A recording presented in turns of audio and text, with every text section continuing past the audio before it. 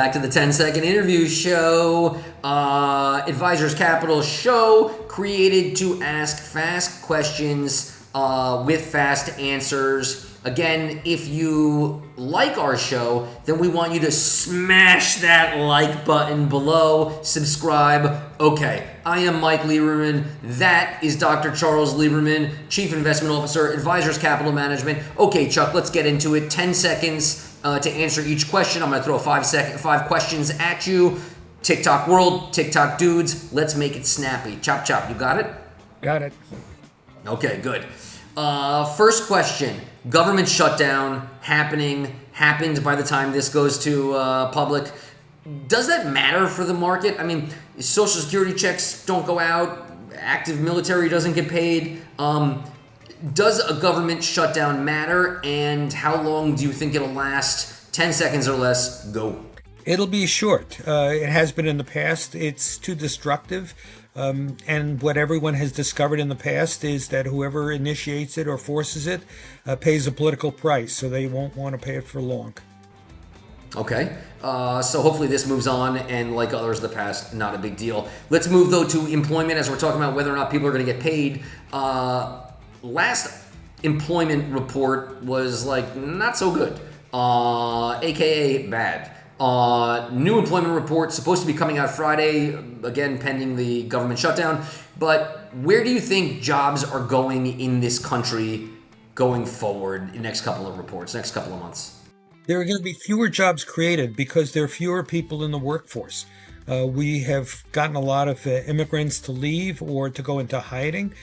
So the growth rate of the workforce is lower. That constrains how fast the economy can grow, even though it looks like third quarter GDP is going to be a strong number, just below 4%.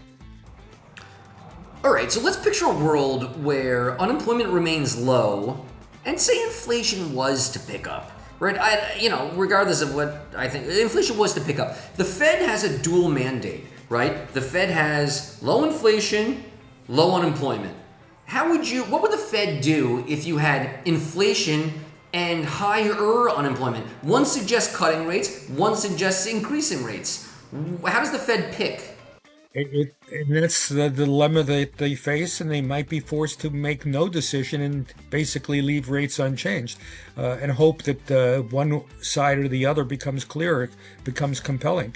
That's exactly the issue that they're addressing. And if the employment number is a little bit better on Friday, you have that problem.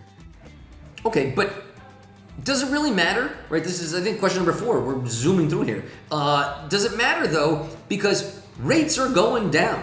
Why are they going down? Right? The president, if it's not now, it's May of next year when he puts a new chairman in and he's starting to seed the field with governors that he wants and voting members that he wants, and they're going to move in his way, and rates are going down. Is it written in stone? Interest rates are going down, period. I'm not sure I would buy that. There's no doubt that Trump wants rates to go down, but his ability to get the right people in place to make that happen is not very clear. It's far from clear, so I'm not sure it's going to happen. We'll see.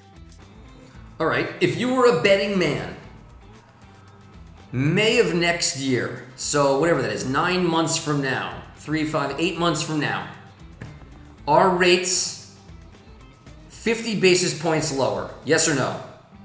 No. No? Okay. Wow. Taking a stand.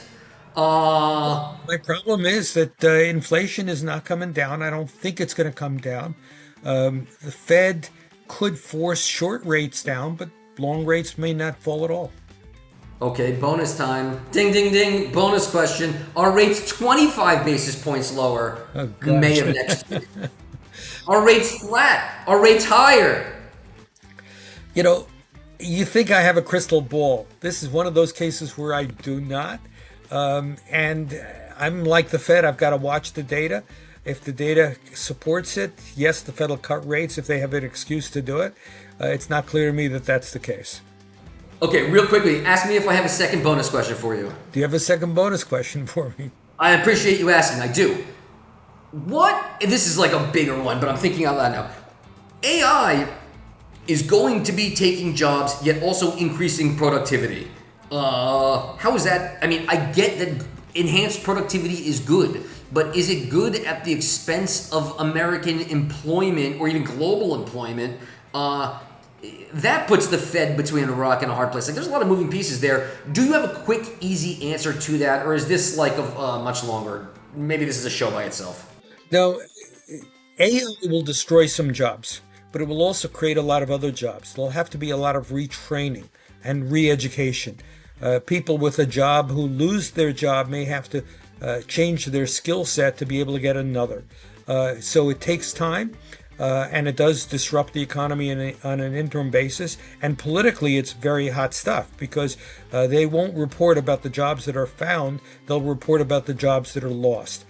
So this is, and if you look back historically, over centuries, more jobs are created by technology than are lost.